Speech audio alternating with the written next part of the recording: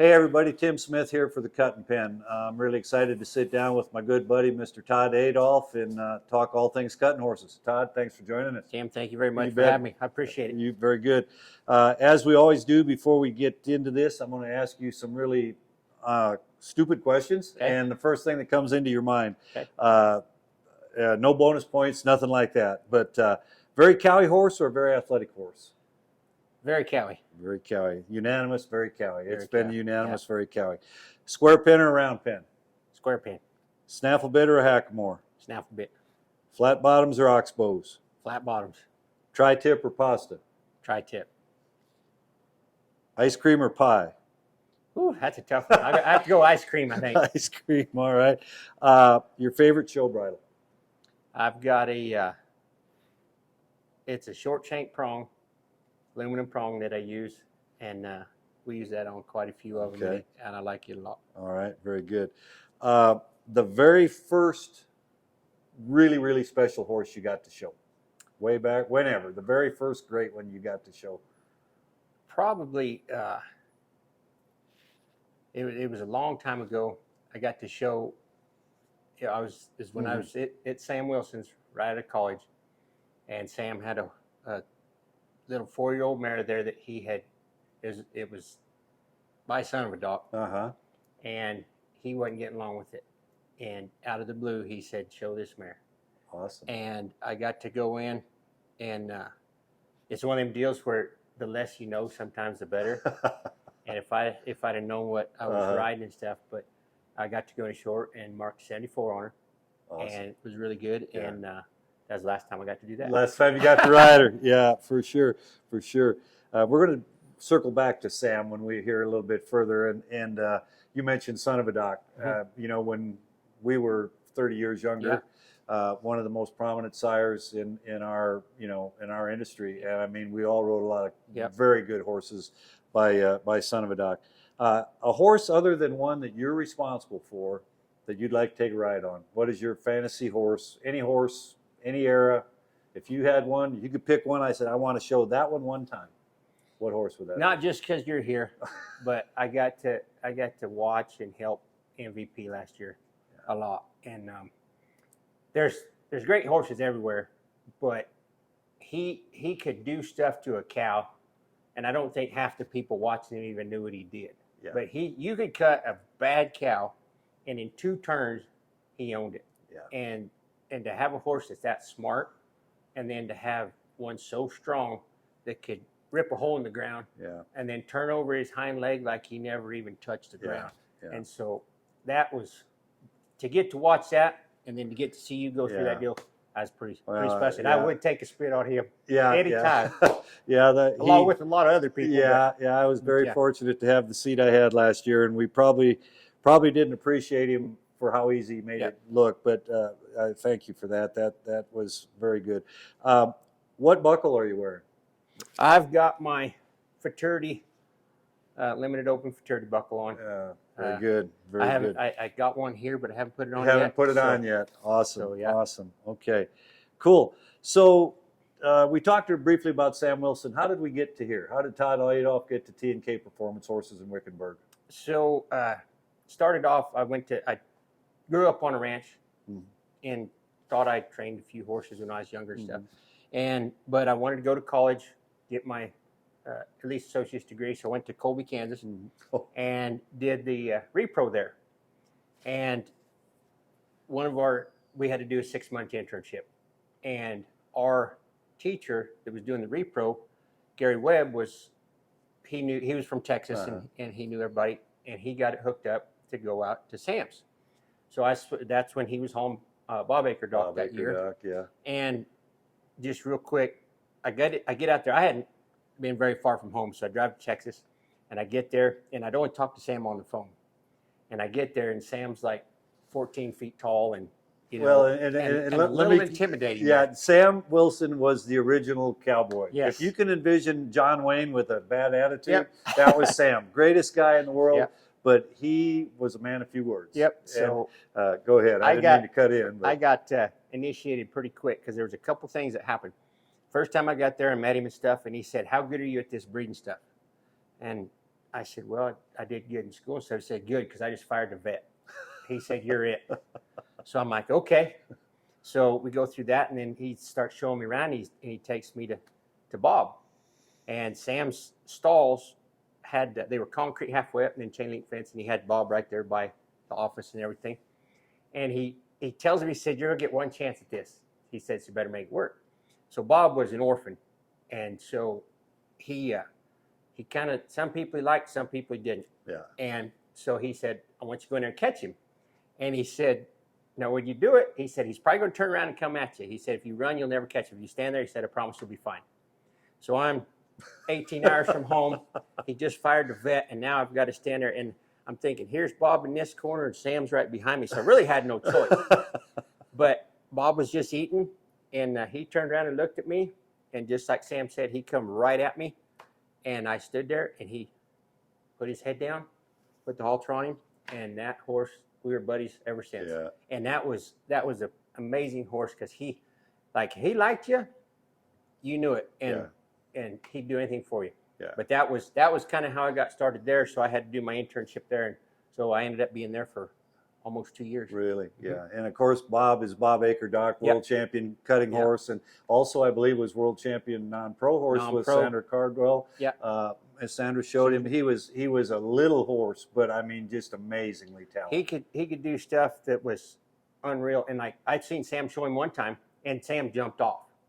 He's showing him, because we'd have shows there at the house, little cub shows, and Bob was getting it, doing his thing, and Sam's big and Bob was small, and he jumped over and stopped and turned, and he came back so fast that Sam thought he was going to get hurt.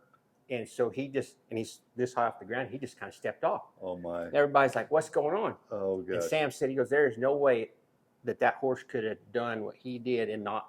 And Bob just looks at him like, what are you doing what are you there? doing? Oh Yeah. my god, that's pretty. But he was fun. That's pretty amazing. Yeah, he was an amazing horse. So we're in Wickenburg now. You and Kim have T&K Performance horses. You know, you have a beautiful ranch right there with got a little putting green and a couple chipping greens and some sand bunkers. But I know the winter months bring a lot of snowbirds to you guys. You get a lot of Canadians and people from the cold country.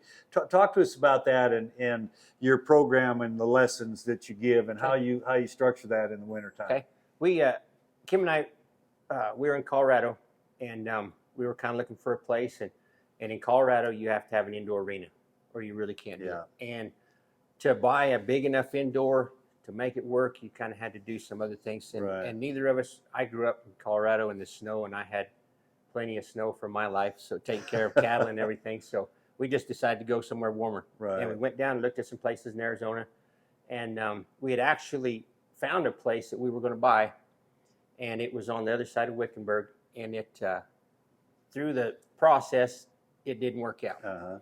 And one of the ladies that we were talking to said, this one isn't for sale, but I've got another place that you need to look at.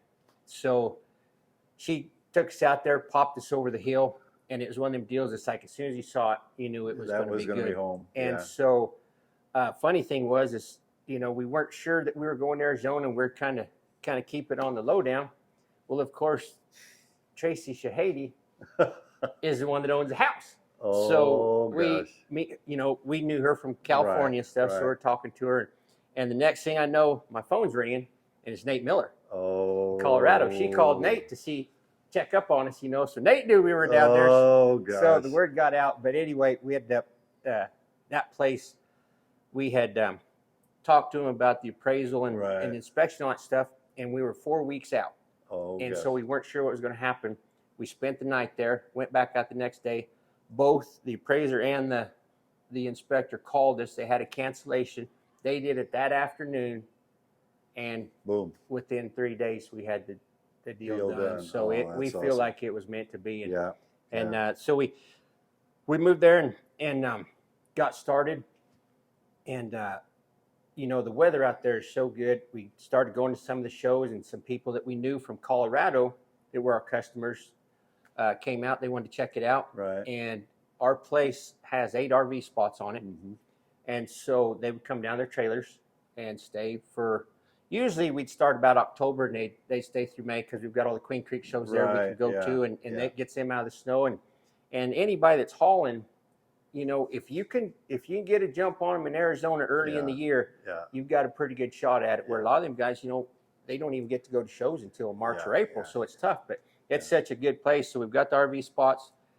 They come down and stay. We've actually got 2 customers that have been there from the beginning that bought houses. They like it so much. Oh, really? Yeah. Pam and George Schaefer live right across the street, and John and Dorothy Seymour are just up the road. So 2 of the people on our little Manana Road there, have been there from the beginning. Have been there and they own houses. So when those folks come in for the winter time and you know, they're there for the winter, and you school their horses, you help keep them sharp, you give them lessons, and again, you know, being right there in Queen Creek, that's the mother lode of cutting in January, February, March. I mean, you almost have to be there to really have a play or a say in the world title thing. So talk to me about lessons and things, how you structure that. Is it like Tuesday, Thursday, and Saturday, or is it a day a week, or can they haul in, or do they have to leave the horse there? How do you structure We that? do a little of both. It depends on how much room we've got. You know, we've got a few haul-ins, but we try to go Monday, Wednesday, Friday. Monday is usually flag day. Right. And so they'll come flag, and then Wednesday and Friday we'll work cows, depending on whether we're going to show or not. And with the people that come in the winter, the biggest thing I try to do is a lot of them come from other trainers. So they've got somebody that they go to in the summer, and then they come to us in the winter. And the biggest thing I try to do is not change their horse. You know, we can tweak things a little bit, maybe give them some pointers, but we're not trying to change the whole program, and because it's not good for the horse and it's not good for the person either. Well, their relationship, and they're going to go back there, and they're going to go back there when the snow melts. And it's a good place. We've got some wonderful people that have been there for a long that come time. all the time. We have potluck on Thursdays. Everybody comes up to the house and has dinner and stuff. So it's a lot of fun. So we're here at Cascades Fraternity, and we just came from Idaho. You've had a great 2 or 3 weeks. I mean, you have done well in both of them. You know, and your aged event string has gotten stronger and stronger and stronger. Talk to me about fraternity colts, and you know, Todd worked for me several years ago, and is as good a 2-year-old guy as we sold some for a lot of money. You know, and so talk to me about. I've got a 2-year-old. I'm going to send it to you. Take this, start it. Tell me what I got. Talk me through it. What's the process? I really enjoy starting colts from the beginning. A lot of times people will send them somewhere where it may be a little bit cheaper to start, and they want to send it later. And my theory on that is those young colts, the very beginning stuff that they learn is so important. And people don't realize that how they deal with something is going to affect their whole thought process for the rest of their life. If they have a good way of working things out and stuff, then it will transfer. If they have a tough start and you have to go back and redo some things, so I like doing it from the beginning, but we try to just make a good solid horse. I want something. When I worked after I left Sam, I went to work for Greg Ward, and John and Greg always told me, he said, not every horse is going to turn out to be what you want, but don't ruin it trying to make it that way. So we always, and Greg, when we had, it was pretty lucky there because we had cutters and reiners or snaffle bitters. So we were able to take this horse and whatever ability he had and put him in the best situation for him to succeed. Where sometimes, we don't get that option, but we try to make it. And if that horse is a great cutting horse, we'll go on with it. If not, I want to have a really, really good horse that somebody can take on and do something with. And because we've had some horses that weren't quite tough enough in the cutting, but go on and rope horse fraternities. And we had one that we sold a guy, and in 2 years he won the Sierra Circuit Finals heeling on him. And that horse was a great horse. So we just try to get them all broken. Let them tell you what they want to be, and make sure that they're the best at what they can be it a riding horse or a rope horse or a cutter or a reiner or anything like that. You and Kim have Ray's talking. I mean, your little gelding, he's amazing and has done very well with both of you riding him. So, and he's kind of Kim's baby. I Yep. think she Yep. likes him better than she likes you Pretty sometimes. Sure. Pretty sure. But talk to me about the difference in preparing him for you versus her. And we just finished the non-pro round, and I think she marked a 220 or something on him today. And you showed him this morning in the intermediate or whatever it was, and he was a big score there. So I mean, he's an exceptional animal. But what do you do to keep him good for both of you? How do you approach that? The thing that makes him easy is he loves it. He's a little horse with a big motor. He doesn't know he can't do anything, and we've really tried to keep that in him. Because that's what makes him good. He's super cowy. He's athletic, but he loves doing it. Yeah. And so, between Kim and I, we really don't work him a whole lot at home. Right. We just keep him in real good shape, and most of the time when we go to shows, we have to turn him out somewhere because he loves to run and buck. Yeah. And that just kind of keeps him feeling good. But he's pretty easy as far as getting him ready. He wants to do it so much. I just kind of keep him correct, and really, I don't do a whole lot different between her and I. He does the same thing for her that he does for me. I just do it just a tick faster is all. Yeah. And I have to kind of, but that's the thing I like about him so much is I can raise him to here if I need to, and then he can back down and just go through a go around. And where we have finals and go arounds, and a little bit that helped because we did show him at some of the weekend shows. So he's used to having to mark a 76 and then go back to a first go round somewhere where he needs to be smart and mark a 17 or 18 and be good. So. Exactly.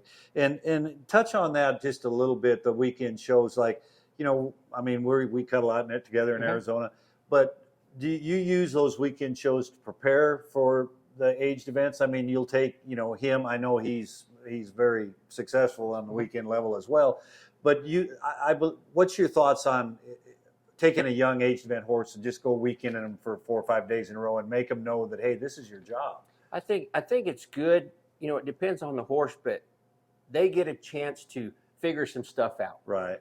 Sometimes, the age events, which it's what we want, but it's like the perfect scenario. You know exactly when you're going to practice. The ground is good. You know what you're going to do. Everybody's there watching cows and stuff, and everything's great. And you put them in the best situation.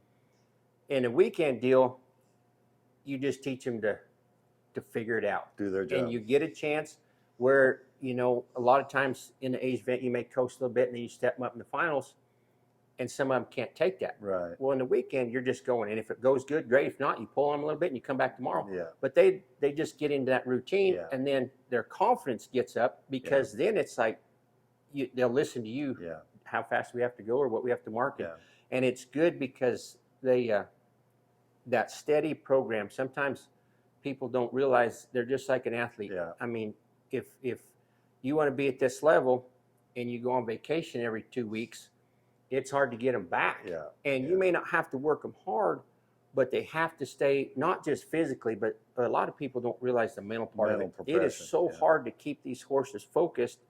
And if they get the same thing every day in the routine and they know what's going to happen, and it's just like Roscoe. He knows exactly from the time he gets out to the time she puts him up what he's going to do, and it's just another day at the office. He doesn't know that he had to go twice today. He doesn't know if he's going to go tomorrow. Yeah. But he's ready to go. His job. But when we do it, we try to keep that pattern, and that's what helps him horses become solid. Yeah. If they're up and down and home and back and stuff, it makes it really hard for us to keep them there. To keep them that way, and to be at that level. You can keep them, but to beat anybody and those horses that are in that, you just and that horse, he's always been good, but you're cutting in the deep end of the pool. There's some bad dudes cutting here, and he belongs with them horses, and that has happened this year.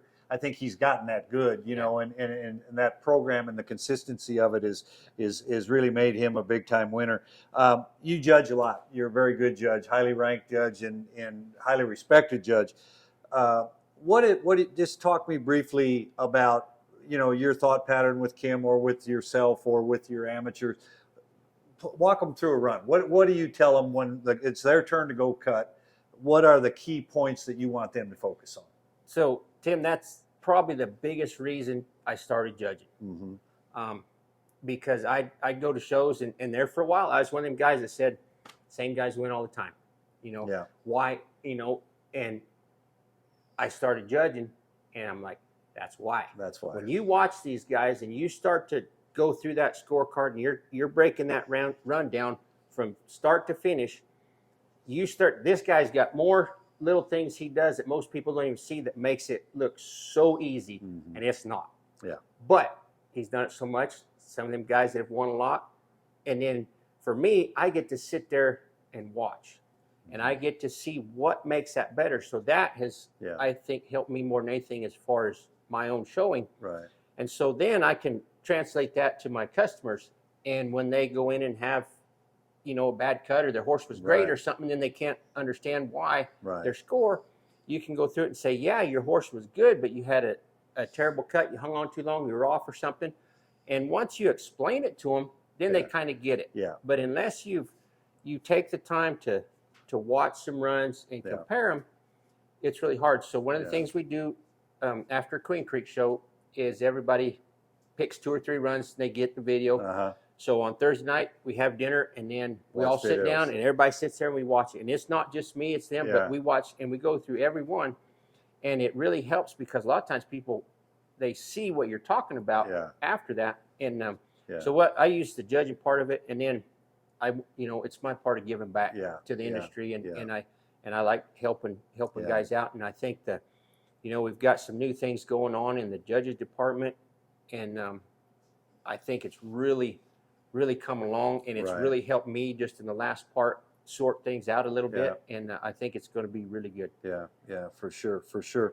Well, listen, folks, we've covered a lot of topics with a great young hand right here and a dear friend of mine, and if you're looking for a place to come spend the winter, or you're going to be down here in Arizona for any of those winter shows, or if you're in Arizona and you just want a place to go work some horses and talk to Todd, you know how to get a hold of him.